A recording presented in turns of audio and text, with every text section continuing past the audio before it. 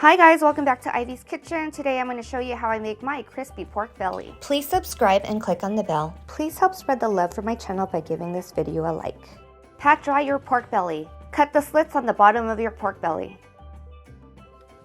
Prick the skin with a meat tenderizer or fork. Add salt and baking soda. Rub it on the skin. This will help dry out your pork belly. Place your pork belly in the fridge uncovered for 24 hours. The next day, take your pork belly out and season the meat with pepper, garlic powder, 5-spice, and salt. Let this sit for 30 minutes.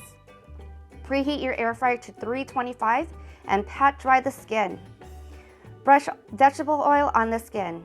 We're going to air fry for 20 minutes, then crank up that heat to 425 and air fry until the skin is nice and crispy. Listen to that. Look how crispy and juicy it turned out. Yum! Thank you guys for watching. Please don't forget to subscribe and click on that like button so YouTube can share my video with new viewers. And don't forget to hit the bell so you're notified each time I post a new video.